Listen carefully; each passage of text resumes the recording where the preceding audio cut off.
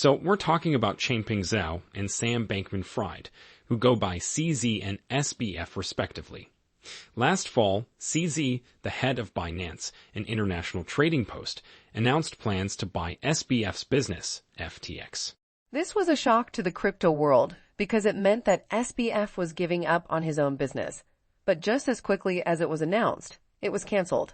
And FTX promptly collapsed soon after, taking about $1 trillion off the estimated global value of all cryptocurrencies. This left SBF in the history books as one of the most notorious alleged criminals in finance.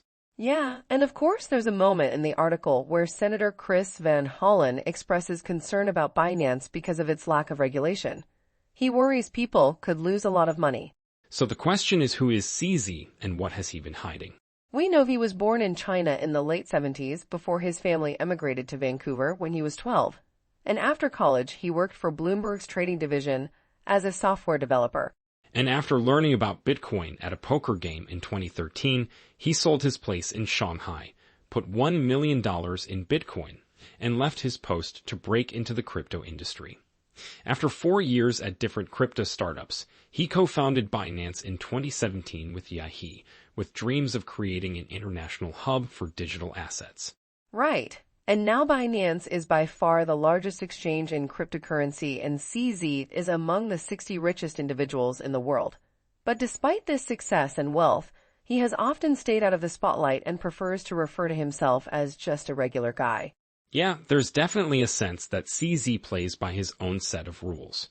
When China threatened to crack down on the entire crypto industry shortly after Binance was founded, they just moved their headquarters to Japan, and then Malta when Malta's regulatory requirements became too stringent for Binance.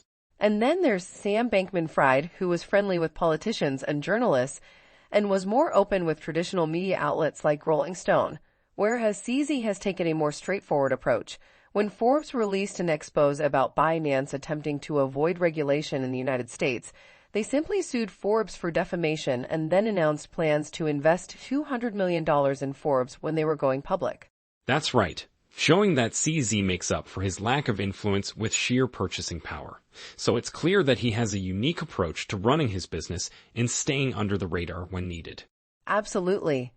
And this has allowed Binance to operate outside of U.S. regulations and avoid making rigorous disclosures.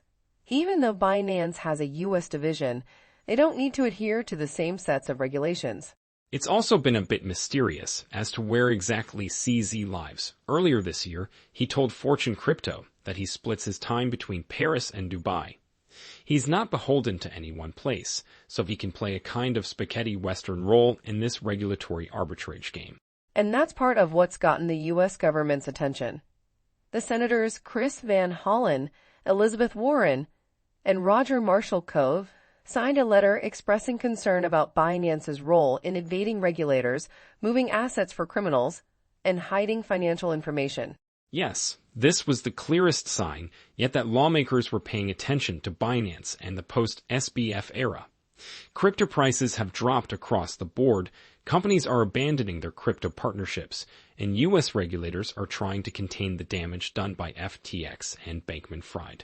And there's also concern with what's been going on with the Binance U.S. division. Customers could theoretically access Binance's international website from the U.S. through a simple technical workaround, so regulators are worried that American traders weren't being properly vetted. Although SEC Commissioner Hester Pierce says the lack of clarity around regulation is more on the government than on private crypto companies like Binance. But Senator Warren and Van Hollen see it as a blatant attempt to dodge the world's financial regulators. Right. And then at the beginning of this year, CZ tweeted out 4 simple maxims to try and reset for a new year: education, compliance, product and service, and ignore fear, uncertainty, and doubt, false information, attacks, and so on. He's deployed this 4th one constantly. May the 4s be with you, he wrote on Star Wars Day, but it remains to be seen how effective this strategy will be long-term. Exactly. And he's hired defense lawyers and added hundreds of employees to Binance's compliance department. So it seems like he's making an effort to show that he takes regulation seriously.